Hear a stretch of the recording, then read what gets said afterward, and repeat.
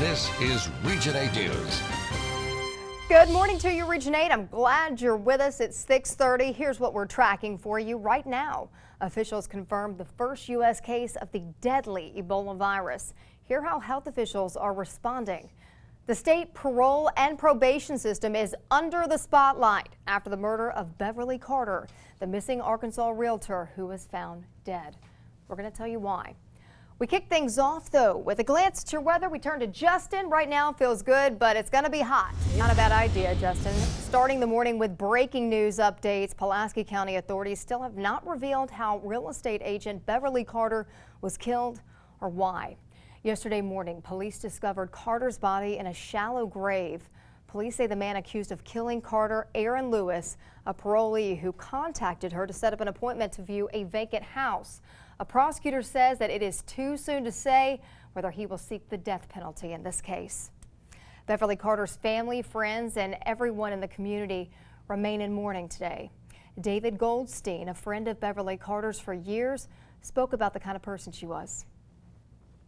If you had a sweet scale, we'll be there. So many people just struggling with this situation. Carter's funeral will be at 10 a.m. on Saturday at First Pentecostal Church in North Little Rock. That visitation is Friday from 5 to 7 at the church. Aaron Lewis spoke to the media as deputies led him to jail. So now many are wondering if it can be used against him in court. The prosecutor said it's just going to be a long process, and that's why Lewis can't make a plea right now. UALR Department of Criminal Justice Department chair says that what he said on camera shouldn't play in trial. A former Region 8 teacher and church pastor is scheduled to be in court today for a hearing.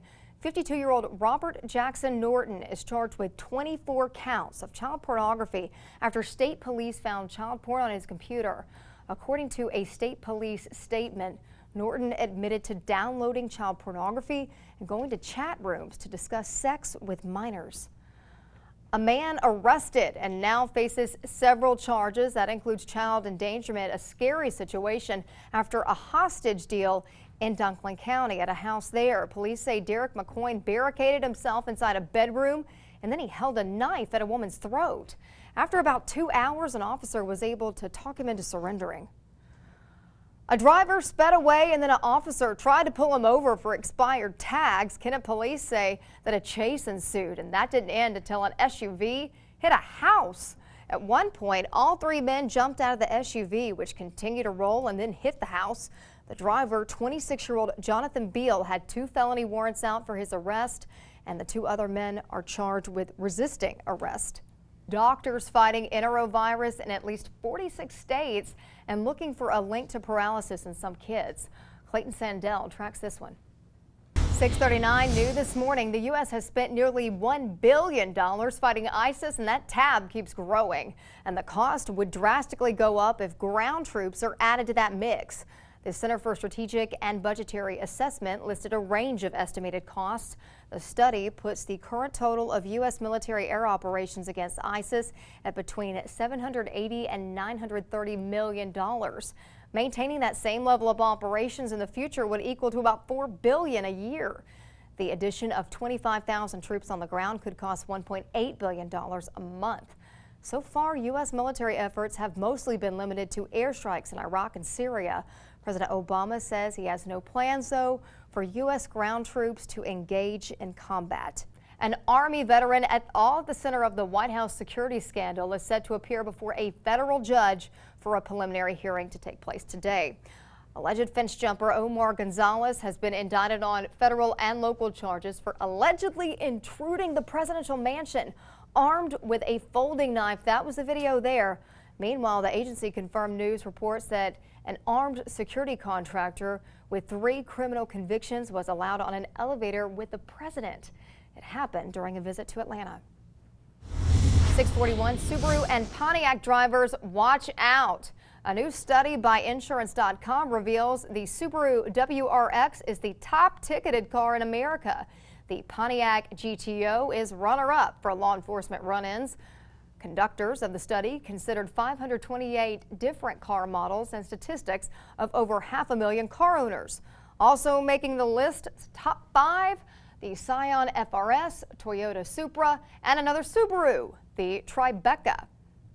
This morning, it's time to announce the winner in our Find Blitz contest. We want to say congratulations to Pam Goad of Jonesboro. You get the big family pack of barbecue from Mr. T's at Riverside. Here's today's clue. Listen up. Blitz is checking for the latest news about his Piglet's school. Go to KIT8.com. Search our website for Blitz. You must be 18 or older to win. 1 entry per person per day and 1 entry by mail per person. Good luck to all you out there and start looking. Arkansas State University's homecoming week is this week, and there is a lot of activities that are going to take place. Current students and alumni are holding a variety of events, all in anticipation of Saturday's big game. Executive Director of the ASU Alumni Association, Beth Smith, says homecoming week has something for everybody. This year is also the 90th anniversary for the Alumni Association, and to mark the occasion, 90 distinguished alumni have been named, and those that attend this Saturday's game will get some recognition at halftime. The Red Wolves host Louisiana Monroe with a kickoff set for 6 o'clock Saturday night. And if you maybe need a little help getting acquainted with your new computer or tablet, come on out to the Craighead County Jonesboro Public Library. Today, they host a free Meet the Mouse class to teach basics of using a computer. They're going to get you set up. The class will meet from 10 a.m. to 11 a.m. in the training lab. They will offer several free classes on how to use computers, computer programs, and even your tablets throughout the month of October. Contact the library at 870-935-5133 to get some more info on that. And you've all heard the excuse probably, my dog ate my homework. I didn't think it ever worked. Well, that story was actually true for a Maryland man, and he may be having to miss out on the World Series because of it. We're going to talk more about it in the Foxhole.